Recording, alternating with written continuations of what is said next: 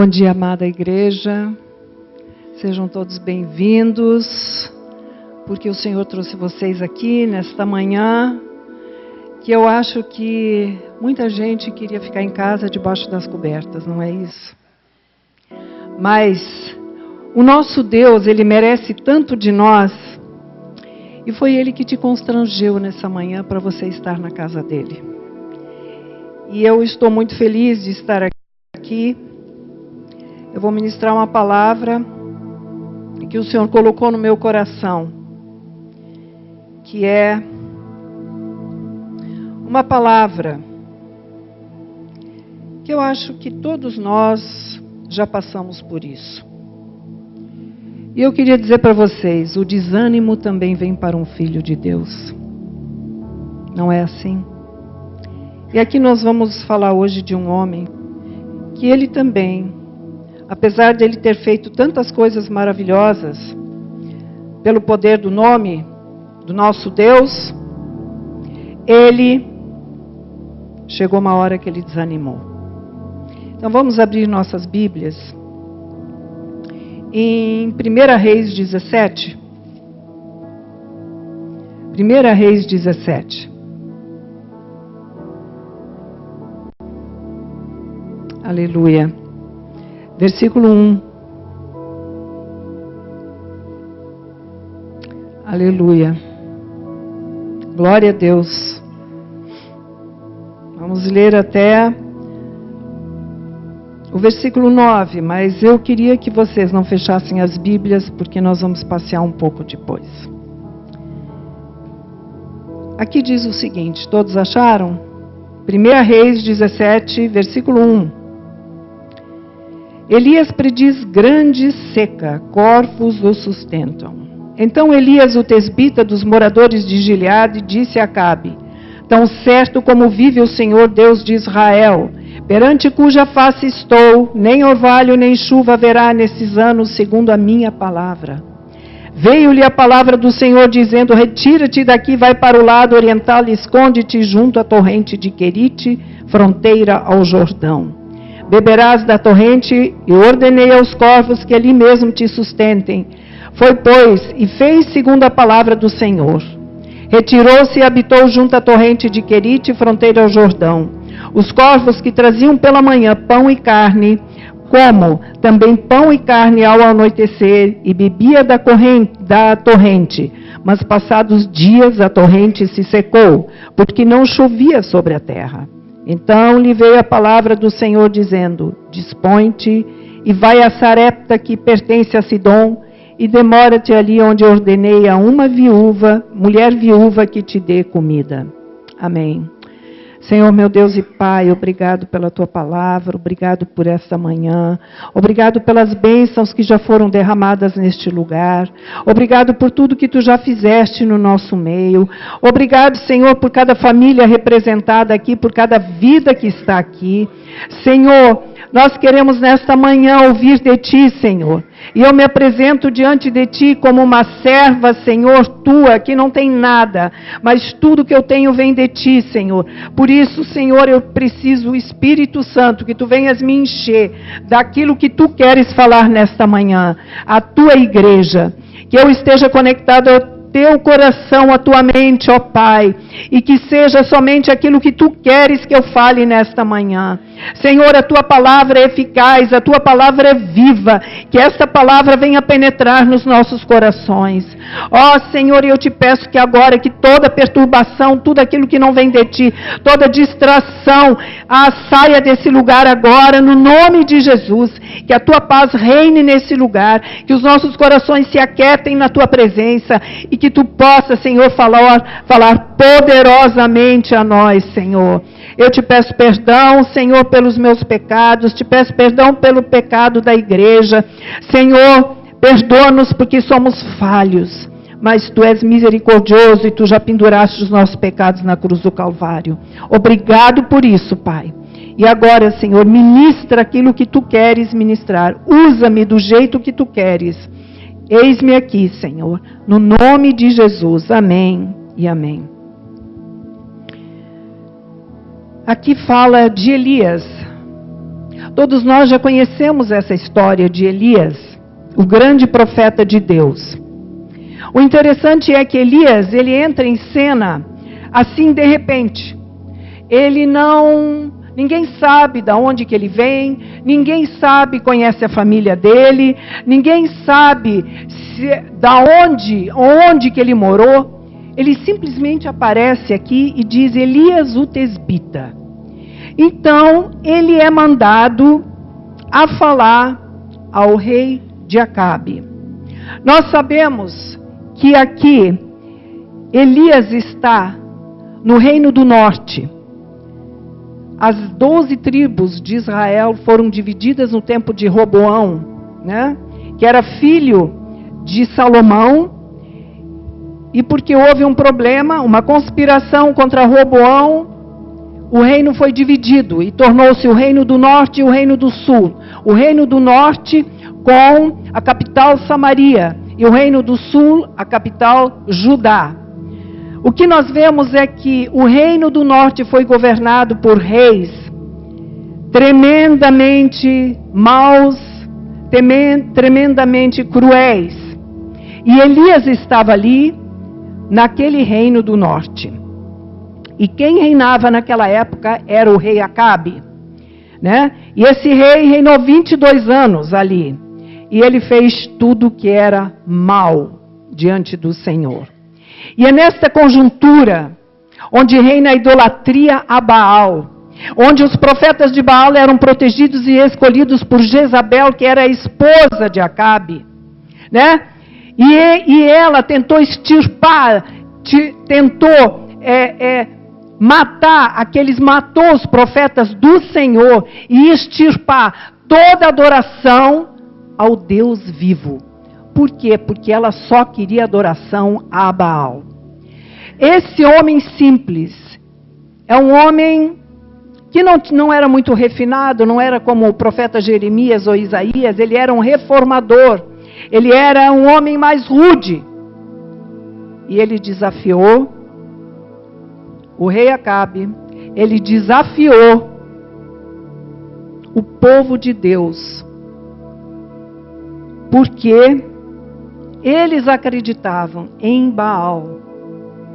Baal era um Deus que eles acreditavam que cuidava, que mandava chuva, que mandava aquilo que eles necessitavam, né? E esse Baal, então, era adorado por toda aquela nação. Jezabel conseguiu atrair o povo de Deus para adorar Baal. E Elias, vendo aquilo, se revoltou, ele confrontou o rei Acabe e confrontou o povo de Deus e os profetas. E o interessante é que ninguém conhecia Elias. Ele foi lá, ele simplesmente, nós vemos ele indo ao palácio, confrontando o rei. Agora vocês imaginem o rei Acabe, um homem mau, um homem violento, um rei que perseguia todo mundo. Vocês imaginem a coragem deste homem. Acabe, um rei idólatra. Jezabel, uma mulher assassina. É ali que ele entra, naquele covil. Porque podemos chamar assim, que era um covil. Este homem que é rude, que não vem de nenhuma classe sacerdotal, não vem de uma escola de profetas famosa, não possui honrarias, não tem ancestral de renome. Ele vai ali e se apresenta ao rei e diz ao rei uma mensagem muito dura para aquela nação. E ele diz, olha, daqui, através da minha palavra, eu estou dizendo para você que não cairá mais chuva, não haverá mais chuva para esta nação. E Elias fala isso, porque ele tinha que falar aquilo, porque Baal era considerado o padroeiro da prosperidade. E eles tinham ali aquela, como é que se diz? O trabalho deles era agropecuário, eles tinham, né, agricultura e tinham, né, criavam bois e ovelhas. Então eles dependiam da chuva e eles adoravam esse Deus fenício que foi trazido por Jezabel, que casou com Acabe e levou para Israel. E quando não chovia, acreditavam que Baal é que não tinha mandado chuva. Mas aí chegou o tempo do juízo. E Deus secou as nuvens. Secou, fechou as torneiras do céu. O orvalho não caiu mais. A chuva não desceu mais. O juízo veio sobre a nação. Porque um homem teve a coragem de ir até o rei e mostrar que ele estava errado e que ele tinha que se consertar. O juízo vem, meus amados, quando uma nação se afasta de Deus. E nós temos visto isso o tempo todo em Israel. O profeta diz assim: não haverá chuva segundo a minha palavra. Segundo a palavra dele, como é que ele tem tanta certeza, tanta convicção de que não irá chover? Mas quando nós vamos lá para Tiago, a carta de Tiago, irmão de Jesus, lá no versículo 5, no capítulo 5, versículo 17 e 18, diz que Elias orava incessantemente, intercedia incessantemente, com instância, para não chover. Era o tempo todo, ele estava diante de Deus, ali clamando. E o interessante é, ele foi a boca de Deus. E o interessante é saber que antes de nós sermos boca de Deus, nós precisamos ter comunhão com Deus. Amém? É comunhão com Deus. Antes de nos levantarmos diante dos homens, nós precisamos nos prostrar diante de Deus. Só prevalece em público, na pregação, naquilo que faz, aquele que tem uma vida secreta com Deus em oração. É esse que prevalece.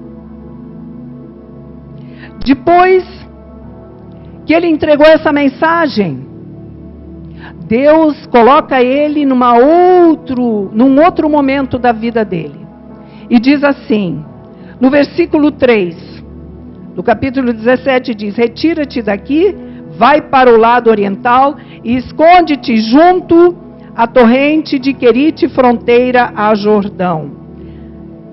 Significa, ele foi para o deserto. E ali, naquele deserto, só tinha um riachinho de água. O que tem no deserto? Tem areia e tem pedra. Quem já foi para Israel sabe como é que é. Ali não se produz nada, não tem nada. Como é que ele iria sobreviver? E Deus manda este homem para lá e sustenta ele como? De uma maneira milagrosa, maravilhosa. Como? Com os servos voadores. Vocês conhecem servos voadores? Os corvos. Vocês conhecem animais imundos? Pois é, corvos eram considerados pela lei de Moisés imundos. Mas Deus é Deus. Os corvos obedecem. Eles não levam as carcaças para Elias comer. Eles levam carne e pão de manhã e à noite. Eles estão levando o melhor para o Elias. Eles não estão levando o pior, a carcaça, não. Por quê? Porque eles obedecem a ordem divina, a ordem de Deus. Será que nós obedecemos assim como os animais obedecem a Deus?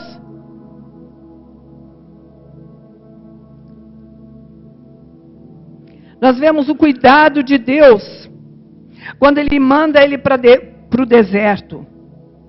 Na hora que Deus estava usando ele para pregar, Deus diz, agora você vai para o deserto. O deserto, amados, é uma agenda que nós não queremos. É uma agenda que nós não buscamos, nós não desejamos e nós não aplaudimos. O deserto não nos promove. O deserto, ele nos humilha. O deserto não mostra, não acende as luzes sobre nós, os refletores sobre nós. Mas o deserto, ele apaga as luzes. E nós não aplaudimos isso. O deserto não nos exalta, amados. O deserto nos reduz a nada. Quantos de vocês já passaram por um deserto? O deserto é um acidente do percurso da jornada da vida. O deserto é uma grande coisa na agenda de Deus, perdão, para as nossas vidas. Deus tem uma agenda, mas nós às vezes não queremos cumprir essa agenda.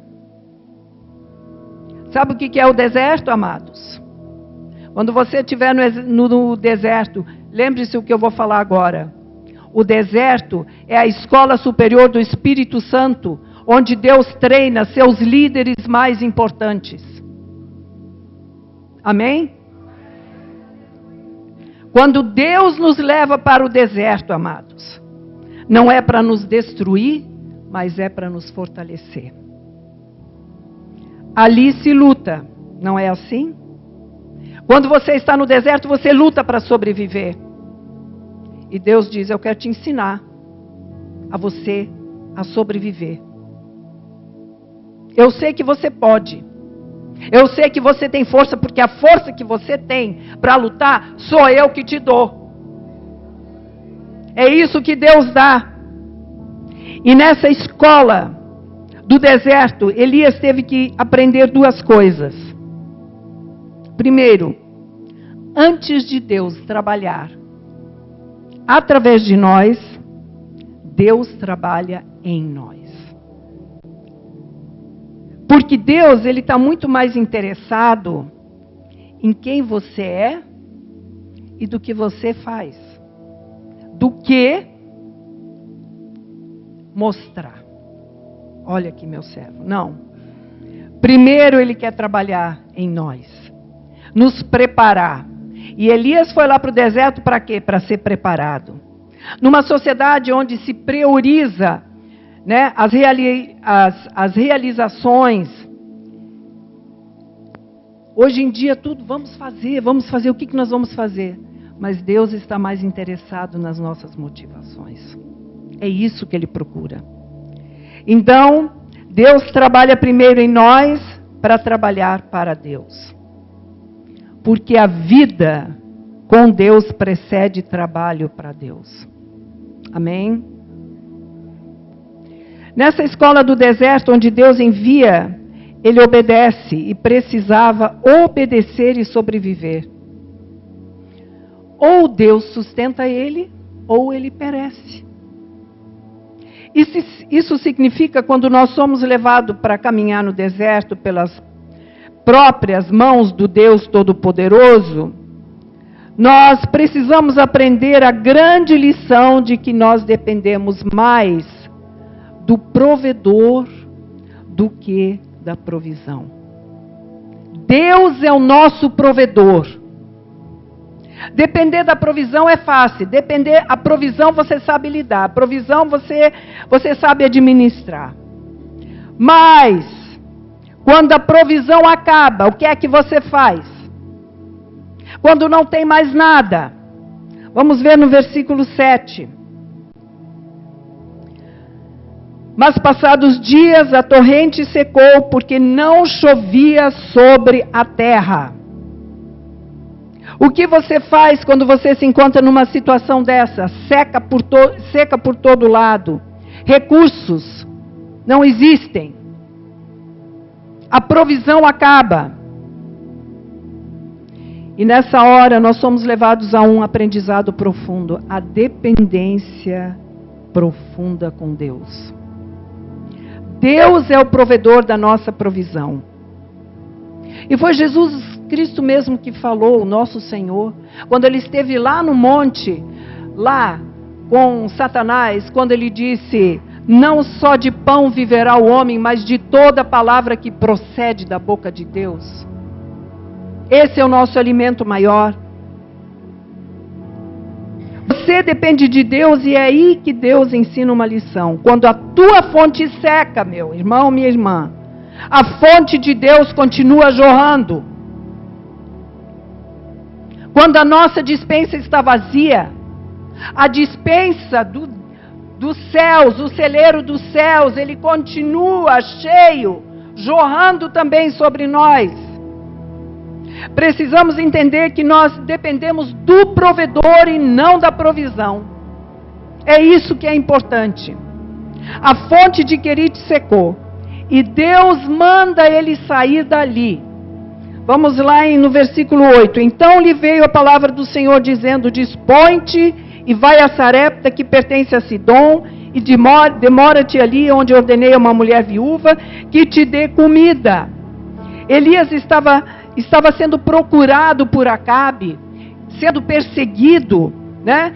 Acabe procurou ele pelas nações em volta, mas ali Deus diz: você tem que atravessar a fronteira, você tem que ir a Sidom, e ali tem uma viúva que vai te sustentar. Ele tinha que sair dali, ele poderia ser assassinado pelos guardas de Acabe, mas quando Deus envia, Deus protege. Se você é enviado, vá, porque Deus está do seu lado, cuidando de você.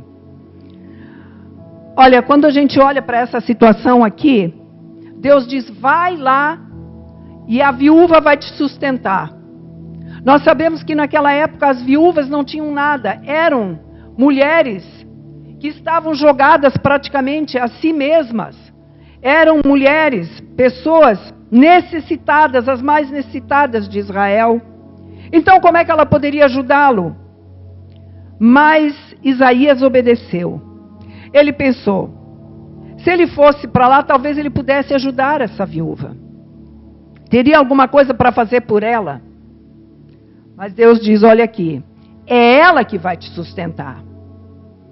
Só que a viúva que deveria sustentá-lo estava passando fome. Passando fome. O que Deus está fazendo com Elias? Está levando ele, trazendo ele para uma humilhação. Depender de uma mulher, né? Em primeiro lugar. O que nós precisamos entender é que precisamos ser reduzidos a nada antes de entender que Deus é tudo na nossa vida. Nós somos reduzidos ao quê? Nada. E aí Deus vem com a providência. E agora nós vemos aqui algo maravilhoso acontecendo com essa mulher que conhece a Deus na cozinha. Por quê? Porque Elias chega ali e diz: olha aqui, ele vai para a viúva e diz: ó, me dá um pouco de água e faz um bolo para mim. Eu sei como é que eu vou fazer um bolo para você. Eu estou juntando 2 gravetos aqui, vou fazer uma coisa aqui e acabou, não tem mais nada para comer. Eu tenho um pouco de farinha, um pouco de azeite. Ele diz: faz primeiro um bolo para mim, e depois para o teu filho e para você. Essa mulher obedeceu. Ela podia ter dito: eu não vou fazer. Quem é você? Ela obedeceu. Quando nós obedecemos, o que Deus faz? Ele derrama dos altos céus tudo aquilo que você precisa, amado. É isso que Deus faz na nossa vida. E ali, quando ela faz aquele bolo ali para os 3 ali, aí ela foi ver na cozinha, aquela panela estava no mesmo nível de farinha novamente. O azeite estava no mesmo nível. E ela fez de novo. E no outro dia ela fez de novo e foi lá ver sempre no mesmo nível. A farinha no mesmo nível. O azeite no mesmo nível. Sabe o que isso significa, amados? O milagre de Deus na nossa vida. O maná que cai diário para nós. É o maná de Deus que cai para nós. Deus não multiplicou um tonel. Deus não multiplicou um saco de farinha. Mas Deus fez um milagre contínuo, diário. Ele foi enchendo até que ela não precisava mais. E isso Deus faz nas nossas vidas. Ele faz as coisas ordinárias, maravilhosas. E que nós deveríamos ver como coisas extraordinárias. O que é isso, amados? Quando o fato de você trabalhar, o fato de você ter um emprego, o fato de você ter um salário, o fato de você ir ao supermercado, encher o seu carrinho de compras e ir para casa, O fato de você ter fartura na sua casa, o fato de você ter inteligência, isso tudo é o que? É dádiva da providência de Deus para a sua vida, para a nossa vida. É isso. Devemos olhar para o pão nosso de cada dia que Deus nos dá, sabe? Com gratidão, com expressão de milagre diário de Deus nas nossas vidas. Porque hoje ter pão, amados, é um milagre. Hoje ter um emprego é um milagre. Então, agradeçamos a Deus por isso. Porque, olha, o seu coração bate, mas Deus um dia pode chegar lá e cortar aquele batimento, né? E aí, você perece. Deus faz esse milagre diário em nossas vidas. Deus faz aquele milagre extraordinário. E Deus faz um milagre inesperado. E aqui nós vemos que Deus fez esse milagre quando o filho da viúva morre. E ela então, diz aqui no versículo 17, depois disso, adoeceu o filho da mulher da dona da casa, e a sua doença se agravou tanto que ele morreu. Então disse ela a Elias: que fiz eu, ó homem de Deus? Vieste a mim para trazeres à memória a minha iniquidade e matares o meu filho? Ele lhe disse: dá-me o teu filho. Tomou-o dos braços dela e o levou para cima ao quarto, onde ele mesmo se hospedava, e o deitou em sua cama. E 3 vezes ele deitou sobre esse menino. Nós vemos uma coisa. Elias, ele não murmurou, ele não bateu de frente com essa mulher, ele não falou nada, ele disse: dá-me o teu filho. E foi para o quarto, e ali ele clamou, ali ele orou, e Deus fez um milagre extraordinário e ressuscitou essa criança. Foi a primeira ressurreição na história do Velho Testamento. Antes de Elias não havia ressurreição. Mas a partir daí, houve ressurreição. Aleluia.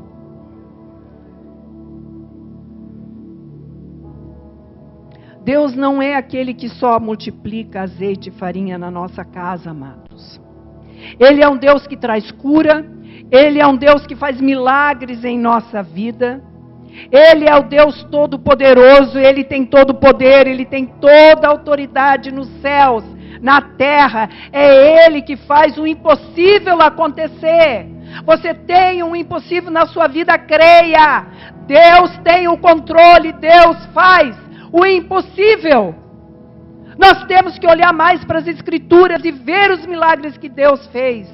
E nos apossar disso e dizer: eu também vou conseguir fazer. Amém, igreja?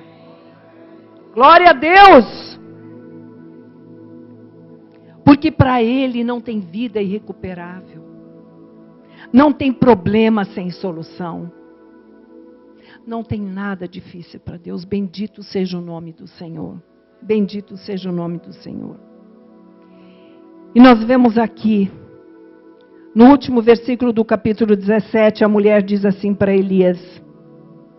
Quando ela vê esse milagre maravilhoso, diante dos seus olhos, ela diz: nisto conheço agora que tu és homem de Deus e que a palavra do Senhor na tua boca é verdade. Que a palavra do Senhor possa ser verdade na nossa boca. Que nós possamos ter isso incrustado dentro de nós. Depois de tudo isso, depois desses 3 anos, então Deus diz: agora, Elias, você vai lutar contra os falsos deuses. A fome em Samaria era extrema. E Elias tem lá o seu plano. Ele sabia o que ele tinha que fazer, né? Ele foi até Acabe. Deus mandou ele ir lá, novamente. E ele disse, convocou Acabe e disse o seguinte. Aqui no versículo 18. No capítulo 18, versículo 1. Muito tempo depois veio a palavra do Senhor a Elias no 3º ano, dizendo: vai e apresenta-te a Acabe, porque darei chuva sobre a terra. Ele foi e disse, olha, vai chover. Reúna todo o povo no Monte Carmelo, os 450 profetas, os 400 profetas de Azerá, do poste ídolo, coloca eles lá no Monte Carmelo. E ali, eles foram, o rei fez isso.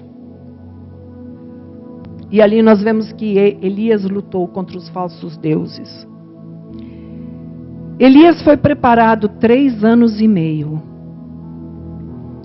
Sabe, amados, às vezes nós queremos fazer as coisas e achamos que sabemos fazer tudo.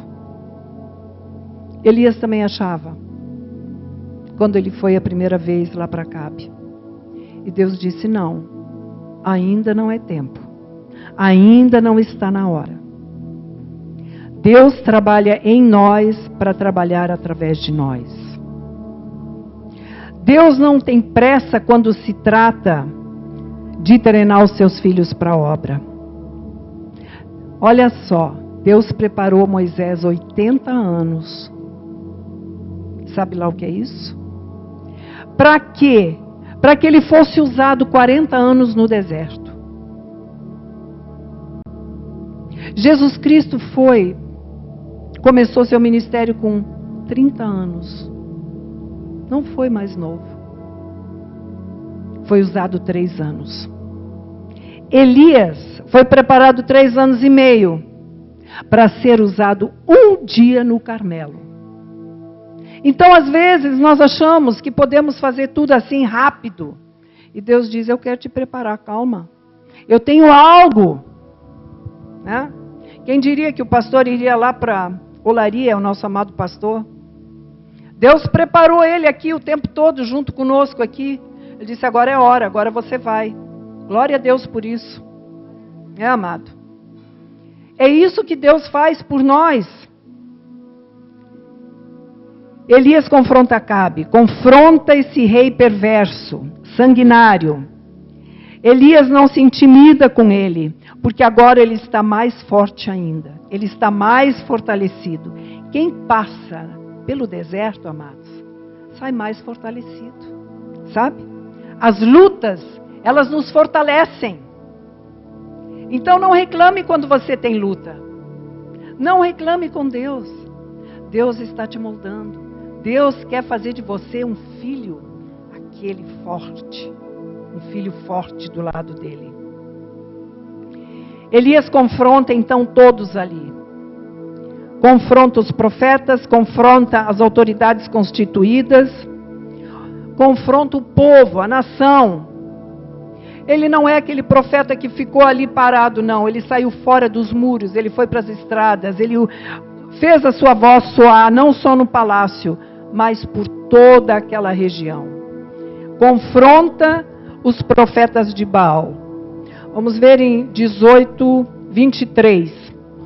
Ele então, o povo todo se reuniu naquele Monte Carmelo e ele diz assim, deem-se-nos, pois, 2 novilhos, escolham eles para si um dos novilhos e dividindo-o em pedaços o ponham sobre a lenha, porém não lhe metam fogo, eu prepararei o outro novilho, eu porei sobre lenha e não lhe meterei fogo.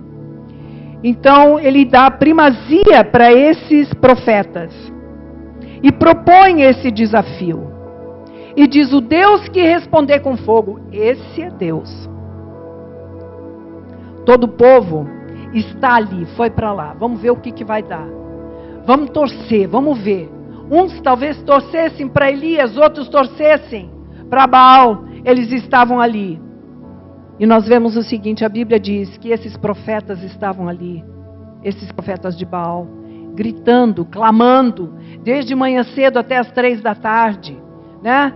Clamando, se recortando, se machucando, dançavam e nada aconteceu, porque são deuses falsos, sem vida, não tem poder, não tem condições, como diz o Salmo 115, tem boca mas não falam, tem ouvidos mas não ouvem, tem olhos e não veem, tem mãos mas não apalpam. Ídolos. ídolos. E às vezes a gente tem que ter cuidado, porque nós pensamos muitas vezes, mas eu não idolatro nenhuma imagem. Mas às vezes nós idolatramos o poder, a posição social, a aparência, as posses materiais. Às vezes nós idolatramos uma esposa, um esposo, um filho. Às vezes nós idolatramos um futebol, uma novela, né? O celular, a rede social, o dinheiro. Cuidado, são ídolos. Ídolos do nosso coração que nós temos que ter cuidado. Então, Elias disse, tá bom, agora vocês já dançaram, já fizeram tudo, agora eu vou reconstruir o altar. 12 pedras ele restaurou, significa as 12 tribos de Jacó. E ele foi ali, reconstruiu aquele altar, colocou aquele novilho ali em cima, cortou, encharcou de água, para que não houvesse embuste, e ali ele ora, ele clama a Deus, e diz, Senhor, manda fogo, responde-me, Senhor, responde-me, para que este povo saiba que Tu és o Senhor, que és Deus e que a Ti fizeste retroceder o coração deles. Então o fogo desceu, e tudo foi comido por aquele fogo. Tudo. As pedras, a água, tudo. Sabe o que é isso? Que poder é esse?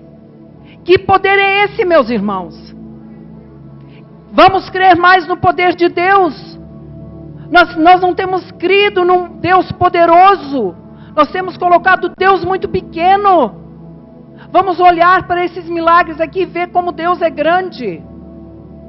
Aleluia. O Senhor é Deus. E aí o povo acorda e diz, o Senhor é Deus, o Senhor é Deus, o Senhor é Deus. Agora acordaram. Mas Isaías os confrontou antes e disse, olha aqui, até quando vocês vão ficar cocheando entre Deus e Baal? Até quando? Mas ninguém respondeu, porque eles primeiro queriam ver o que iria acontecer. Nós sabemos que ninguém pode desafiar o Deus Todo-Poderoso e prevalecer. Ninguém. A verdade não tem medo da mentira, amados. A luz não se intimida com as trevas. A luz prevalece sobre as trevas, é o que a Bíblia diz. Elias, ele tem esse triunfo. Ele está no topo da montanha. Vai lá para o Carmelo e ora, porque ele, depois disso, ele mata todos os profetas. E aí ele sobe para o Monte Carmelo e ali ele começa a orar novamente, buscando a face de Deus para que chova. Mas tem uma coisa. Elias subiu ao monte para orar. Mas quando nós olhamos no capítulo 18, Deus diz assim, vai, apresenta-te a Acabe, porque darei chuva sobre a terra. Ele não disse para Acabe, vai lá e ora para chover. Ele já tinha decretado que iria chover. Então, por que é que ele subiu para orar? O que significa isso? Deus já não tinha dado a sua palavra, era ele crer e esperar. Isso significa que a igreja de Jesus Cristo é parceira de Deus nas grandes intervenções da história. Deus quer nos usar. Quando nós olhamos para Jesus, quando ele ressuscitou Lázaro, ele disse, tirem as pedras. Ele não poderia ter retirado as pedras? É claro. Ele ressuscitou Lázaro. Mas ele quer o quê? A nossa participação. A igreja participando da glória de Deus. É isso que Jesus quer, é isso que Deus quer. A soberania de Deus, ela não anula a nossa responsabilidade como igreja, de orar. Deus faz por intermédio das nossas orações. Porque o altar, aqui, o altar, o nosso altar, está conectado com o trono de Deus. E quando esse altar está conectado com o trono de Deus, as orações sobem. Mas como diz lá em Apocalipse 8, as orações elas voltam novamente para a terra. Porque há uma conexão. Quando você ora, você se une ao trono de Deus. Não só se une ao trono de Deus, mas você se une à fraqueza humana, né? A onipotência de Deus. Como é que Elias orou para ele ter essa vitória? Ele orou humildemente, com o rosto no chão. Como ele orou? Perseverantemente. Ele orou com perseverança 7 vezes o mesmo pedido. Ali, rosto entre os seus joelhos e ali, mandando o moço ir lá. Vai lá ver como é que está. Tem alguma coisa no céu? O que você enxerga? Até que ele volta e diz: eu vejo uma pequena nuvem do tamanho da palma da mão de um homem. E aí ele para de orar e diz: basta, vai chover. Já está tudo programado para chover. E aí começa a chover, ele corre e diz para Acabe: vai lá, vai logo, vai comer porque vai chover. Mas aí o que acontece? Nós sabemos que muitas vezes quando nós temos uma grande vitória, vem o quê? Vem o grande desânimo. Vem um desânimo porque alguém de repente fala alguma coisa, uma crítica. Você está trabalhando para Deus, você está fazendo a obra de Deus, e vem alguém e te critica. E o que é que a gente faz? A gente fica cabisbaixo, fica cheio de autocomiseração. E Elias, depois das maravilhas que aconteceram, que Deus usou Elias, ele recebe o quê? Um recado, que ele seria morto por Jezabel. Que ela diz: ó, tenha certeza, ó, o que você fez para os meus profetas eu vou fazer com você. Amanhã a essa hora. Aqui vemos Elias o que? No fundo do poço, deprimido. Nós vemos Elias, um gigante, um herói nacional, que confrontou um rei, que confrontou os profetas de Baal, que confrontou o povo, as potestades do inferno. Ele triunfa sozinho contra aquele povo todo, contra aquela multidão, e ele de repente, ele entra no desespero. Este homem, ele ora, o céu se fecha. Este homem ora, o azeite e a farinha se multiplicam. Este homem ora, o corpo ressuscita. Este homem ora e a chuva começa a cair. Parece que esse homem tem o quê? A chave do céu. Ele tem a chave do céu. Que chave é essa? É a oração. Depois dessa grande vitória, né? Quando ele recebe esse recado de Jezabel, para onde é que ele vai? Ele vai para o deserto, mais uma vez, para o deserto. E logo depois, ele se sentiu abandonado, mergulhou num desânimo profundo, numa depressão profunda, experimentou fadiga. Afinal de contas, ele lutou um dia inteiro ali, aquilo foi um desgaste emocional e espiritual. E eu sei, amados, que muitas vezes vocês também têm esse desgaste. Quem faz a obra de Deus sabe do que eu estou falando. Não é fácil, mas tenha um bom ânimo. Eu venci o mundo. Aleluia. Aí ele sai dali e ele quer morrer. A vida para ele não faz sentido. Um homem que fez os milagres que fez. Mas as vitórias de ontem não são as garantias das vitórias de hoje. Nós não podemos olhar sempre o passado, o que nós fizemos. Olha, naquele tempo eu fui usada dessa maneira. Naquele tempo eu fiz isso. Naquele tempo eu tive aquilo. Por quê? Todos os homens de Deus, como Elias aqui, têm pé de barro. Todos os homens de Deus. E quem está em pé, cuidado. Veja que não caia. Veja que não caia. E aí nós olhamos para Elias. Elias, qual é a depressão? O que fez com que ele tivesse tanta depressão? Elias, é interessante que quando ele mais precisava de gente ao redor dele, o que ele faz? Ele tinha um moço que ia com ele, ele mandou o moço longe. Vai embora, eu quero ficar sozinho. É tudo que a gente não pode fazer. É ficar sozinho quando se está deprimido. E essa é uma peça que a depressão prega nas pessoas quando elas estão em depressão. Quando você precisa ter alguém para conversar, para se abrir. Ele olhou para a vida com um tremendo pessimismo. Fiquei só eu. Eu que fiz tudo ali. Eu que fiquei servindo a Deus. Só eu que sou fiel. E agora, eu estou aqui sozinho, perseguido. Ninguém me ajuda. Onde é que está o povo? Ele faz essa leitura pessimista.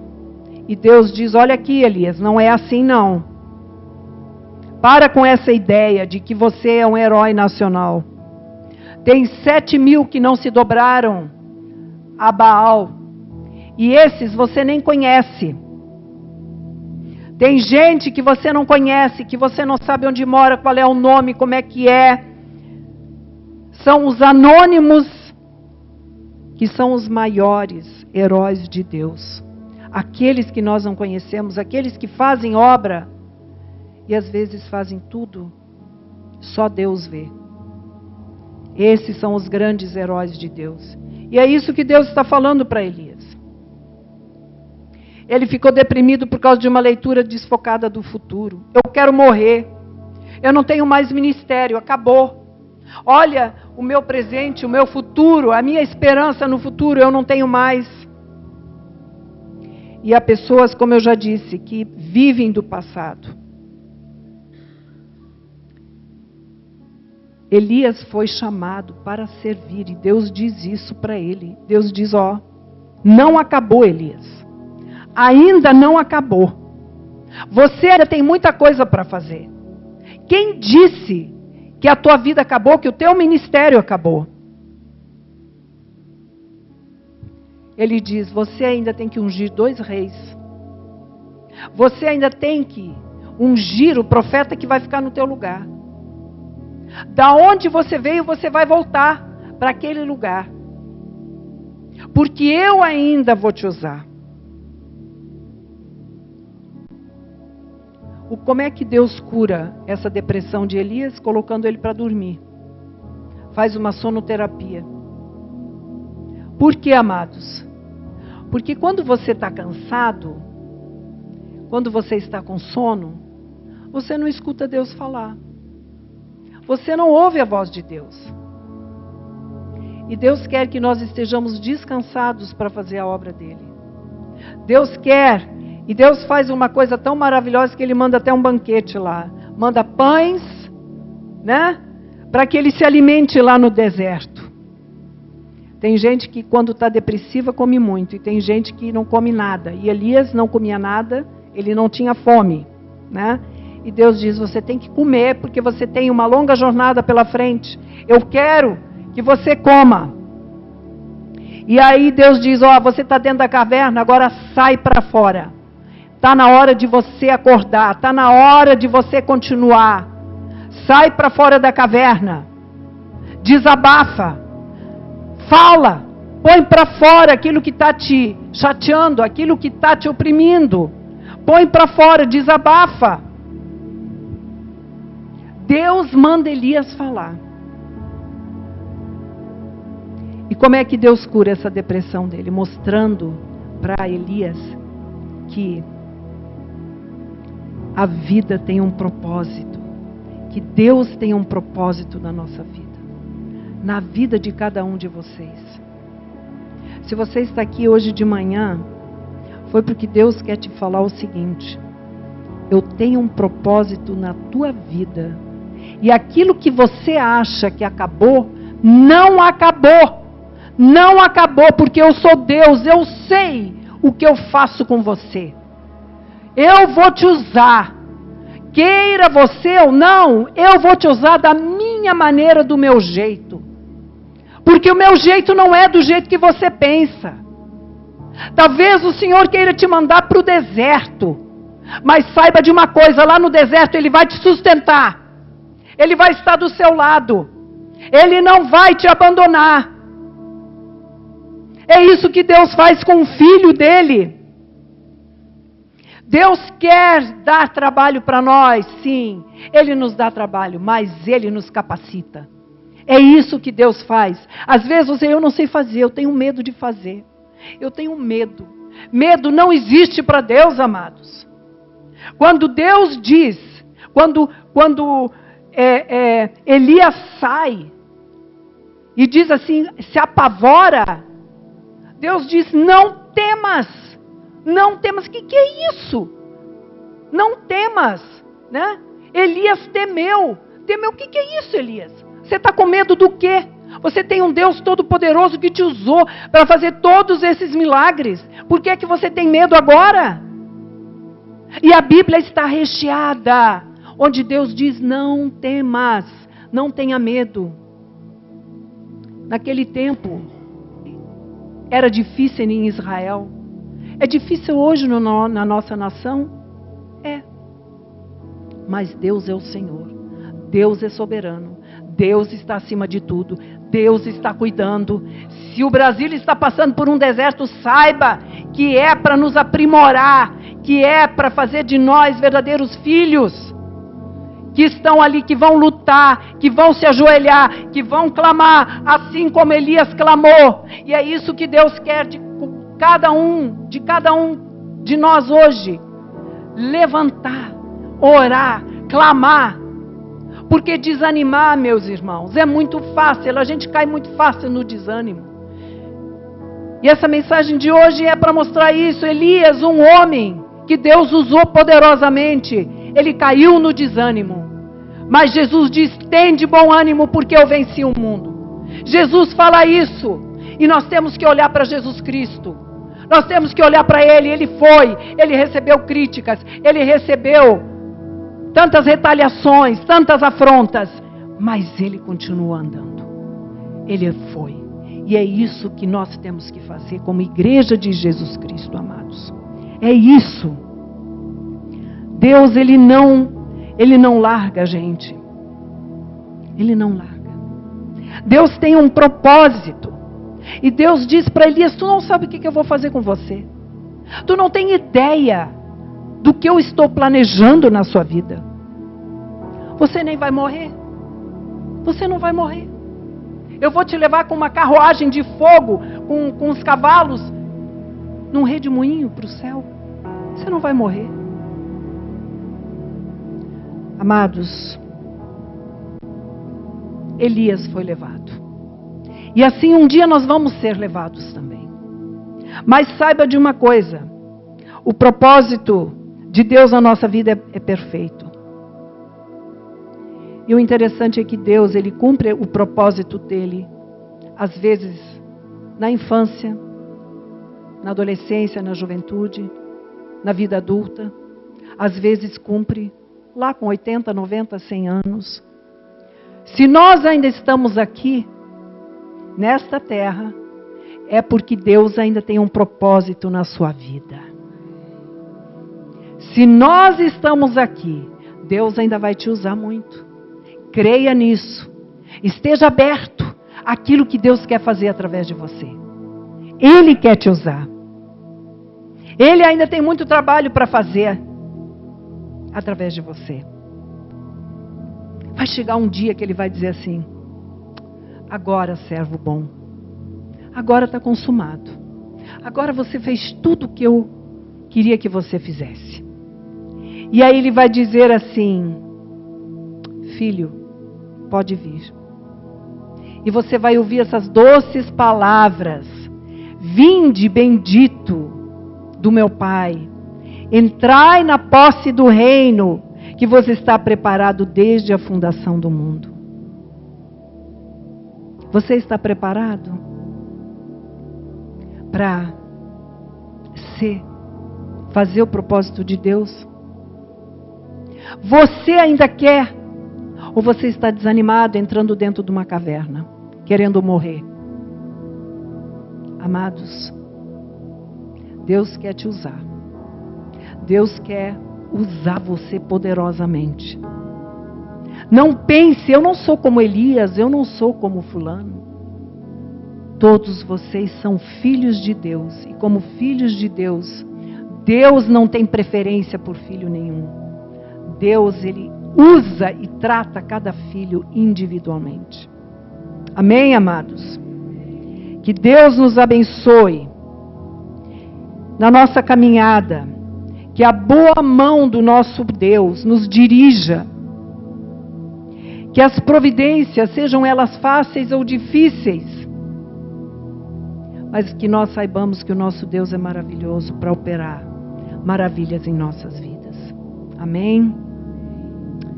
Curvem as suas cabeças, vamos orar. Pai amado, Pai querido, graças eu te dou, Senhor, pela tua palavra. Graças eu te dou porque tu és fiel.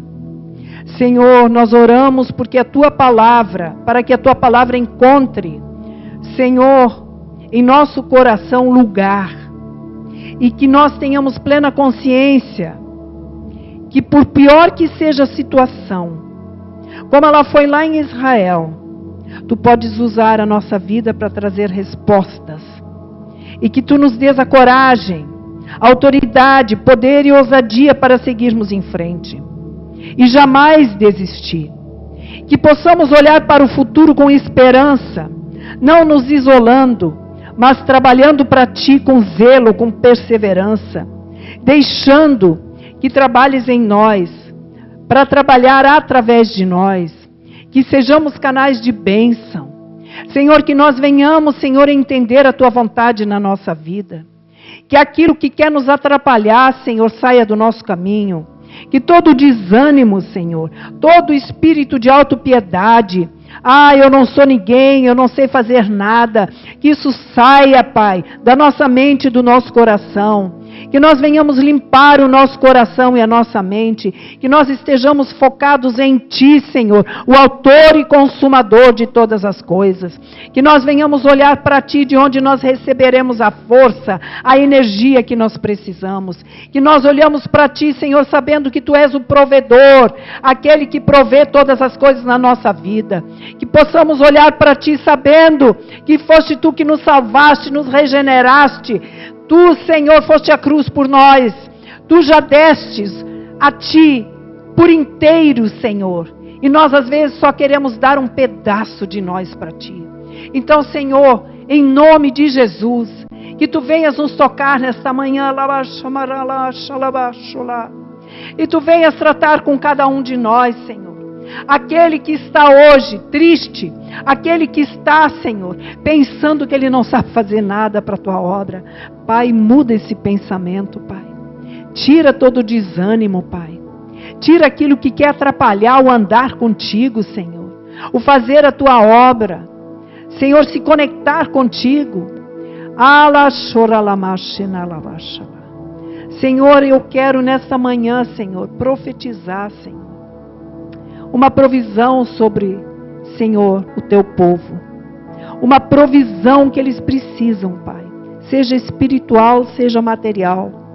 Que eles venham crescer espiritualmente, crendo no Teu poder, crendo que Tu és um Deus que supre tudo, que fazes tudo, que és poderoso, infinitamente poderoso para fazer mais do que nós pensamos ou pedimos. Por isso, vem de encontro às necessidades dos meus irmãos. Senhor, olha para a dispensa. Olha agora para os currículos que foram mandados. Para aqueles que estão desempregados. Que Tu venhas abrir essas portas, meu Deus. Abre essas portas para os Teus filhos, Pai. Ó Deus, quebra as trancas de ferro, Senhor. O país pode estar em crise, Senhor, mas Tu nunca estás em crise. E nós cremos, Senhor, que Tu farás o melhor por aquele que Te serve, aquele que Te busca, aquele que Te ama. Que haja uma diferença, Senhor, daquele que Te busca e que Te ama, Senhor.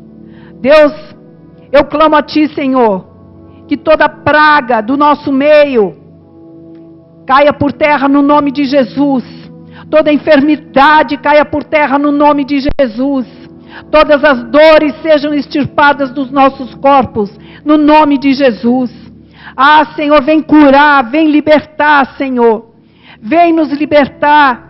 Senhor, que as trevas não prevaleçam nas nossas vidas, mas que a Tua luz brilhe e que nós sejamos essa luz maravilhosa, Senhor, que leva, Senhor, a Tua palavra, que é vida, que é esperança para todo aquele que crê.